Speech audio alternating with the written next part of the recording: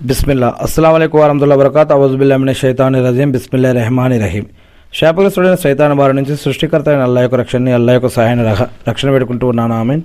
అల్లాహ్ ప్రవక్త ముహమ్మద్ సల్లల్లాహు అలైహి వసల్లం పైన శాంతి సౌఖ్యాలు కురిపించండి వల్ల మనం ఈనాడు ఇస్లామిక్ క్యాలెండర్లోని 7వ నెల రజబ్ నెల గురించి కొన్ని విషయాలు తెలుసుకోబోతూ ఉన్నాము. ఇస్లామిక్ క్యాలెండర్ ప్రకారంలో సంవత్సరానికి 12 నెలలు ఉన్నాయి. దాంట్లో 7వ నెల ఈ యొక్క రజబ్ నెల.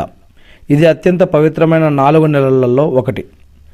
మరి అష్రుల్ హోరం, ఈ నెలకు సంబంధించి కొన్ని ముఖ్యమైన విషయాలు ఏంటంటే, ముస్లింలు ఈ నెలను రంజాన్ నెలకు సన్నాహక మాసంగా నెలగా భావిస్తారు. ప్రవక్త ముహమ్మద్ సల్లల్లాహు అలైహి వసల్లం గారు ఈ నెల వస్తే ఒక దువా కూడా చదివేవారని కొన్ని హదీసుల్లో తెలియజేయడం జరుగుతూ ఉంది. అల్లాహుమ్మ బారిక్ లనా ఫీ రజబ్ వా సాబాన్ వా బల్లిగ్నా రమజాన్.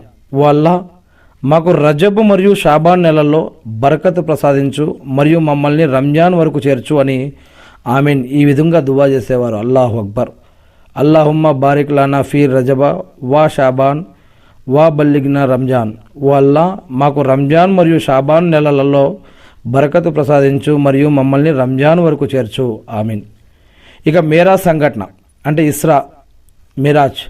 చాలామంది ఇస్లామీయ పండితుల అభిప్రాయం ప్రకారం రజబ్ నెలలోనే మళ్ళీ ఆ రోజు రజబ్ నెలలో ఒక రాత్రి అల్లాహ్ సుబ్హానహు వ తఆలా తన ప్రవక్త ముహమ్మద్ సల్లల్లాహు అలైహి వసల్లం గారును మక్కా నుండి బైతుల్ మక్దిస్ వరకు, అక్కడి నుంచి 7 ఆకాశాలపైకి మేరాజుకు తీసుకువెళ్లారు అని, ఈ ప్రయాణంలో ముస్లింలకు మరి 50 నమాజులకు బదులుగా 5 పూటల నమాజు, ముందుగా నమాజు కానుకను 50 నమాజులు చేయమని చెప్పారు అని, తర్వాత మళ్ళీ ముహమ్మద్ సల్లల్లాహు అలైహి వసల్లం గారు మూసా అలైహి సలాం గారి యొక్క సంభాషణల మూలంగా మరి ఈ యొక్క ముహమ్మద్ సల్లల్లాహు అలైహి వసల్లం మళ్ళీ ఆ యొక్క 50 నమాజులని 5 నమాజులుగా కానుకగా పొందడం జరిగింది అని, ఇలా ఈ యొక్క నెలలో మరి ఈ యొక్క మేరాజ్ యాత్రలో ఇటువంటి సంఘటనలు జరిగాయని చెప్పడం జరుగుతూ ఉంది.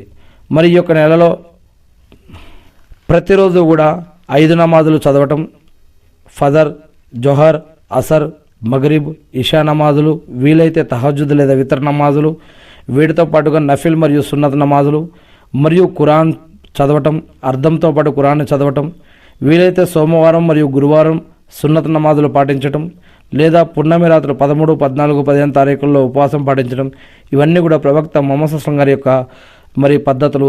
మరియు దాన ధర్మాలు, ఇరుగు పొరుగు వారితో మంచిగా ఉండటం, మంచి పద్ధతిలో వ్యాపారం చేయటం, అందరితో బంధుత్వ సంబంధాలు తెగదింపులు చేసుకోకుండా అందరితో కలిసిమెలిసి జీవించటం, సరైన పద్ధతిలో దాన ధర్మాలు చేసుకుంటూ మరి ముందుకు సాగటం, ఇవన్నీ కూడా మరి ఇస్లాంలో ఒకరిపై ఇంకొకరికి ఉన్నటువంటి అనేక బాధ్యతలు కూడా ఉన్నాయి. రజబ్ అనే